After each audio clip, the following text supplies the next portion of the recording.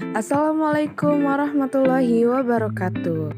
Kami di sini ingin mempresentasikan tentang kelas sosial menurut pandangan sosiologi. Berikut nama-nama anggota kelompok. Yuk langsung kita bahas. Assalamualaikum warahmatullahi wabarakatuh. Perkenalkan, saya Tika Tiananda. Di sini saya akan menjelaskan secara singkat tentang kelas sosial. Pernah nggak sih kalian dengar kata-kata kita tuh nggak selevel atau lo tuh bukan kelas gue? Sebenarnya itu tuh maksudnya adalah pembagian kelas dalam masyarakat berdasarkan beberapa kriteria, yaitu bisa dari pendidikan, agama, ekonomi, dan keturunan. Karena setiap orang di masyarakat itu pasti punya sesuatu yang ia banggakan. Itu bisa berupa uang, harta, ataupun prestasi, dan lainnya.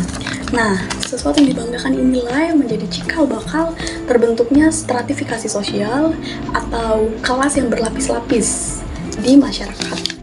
Kalau secara umum, kelas sosial berarti sekelompok orang dalam suatu masyarakat yang memiliki status ekonomi, tingkat kekayaan, pengaruh, dan status yang sama. Sedangkan menurut salah satu ahli, yaitu Karl Marx, kelas sosial merupakan gejala yang khas yang terdapat pada masyarakat pasca feodal. Tradisi Marxis mendefinisikan kelas dalam dua cara. Yang pertama, kategori individu yang berasal dari lokasi yang sama, sedangkan yang kedua, sebagai aktor sosial budaya dan agen politik.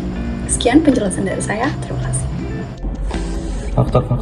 Faktor sosial merupakan sekelompok orang yang secara bersama-sama mempertimbangkan secara dekat persamaan di dalam status atau penghargaan komunitas yang secara formal atau informal dengan 5 faktor. Yang pertama, status pekerjaan. Status pekerjaan dapat diartikan sebagai suatu kedudukan seorang yang menjalankan tugas-tugas atau kewajiban di suatu unit, usaha, kegiatan, organisasi, atau lembaga. Contohnya itu ada buruh dan pengusaha. Yang kedua, harta yang dimiliki.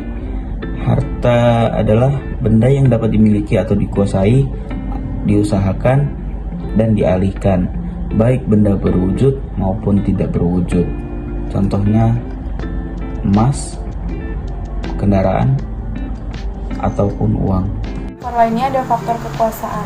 Faktor ini terjadi karena adanya perbedaan wewenang dan kedudukan yang dimiliki, misal saja presiden, menteri, pemerintah provinsi, pemerintah kabupaten, hingga ketua RT. Setiap orang mempunyai perbedaan kedudukan atau kekuasaan lebih tinggi di dalam masyarakat. Lalu juga faktor pendidikan. Semakin tinggi pendidikan yang dimiliki, maka semakin tinggi juga kedudukan sosialnya dalam masyarakat. Seperti gelar sarjana dipandang lebih tinggi daripada seorang lulusan SMA. Yang terakhir, faktor keturunan. Faktor ini biasanya terjadi dari individu lahir. Stratifikasi sosial ini dimiliki oleh masyarakat yang masih menganut sistem kasta.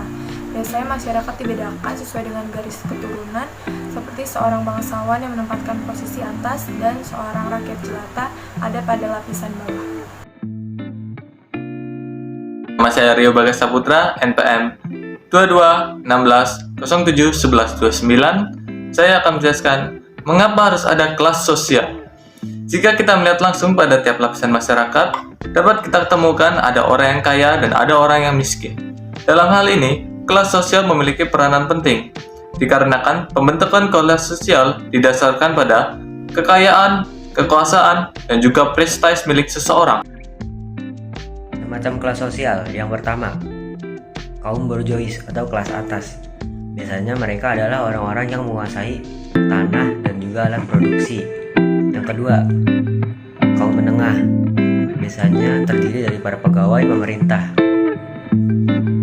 Kaum proletar adalah mereka yang tidak memiliki tanah dan alat produksi. Termasuk di dalamnya adalah kaum buruh atau pekerja pabrik.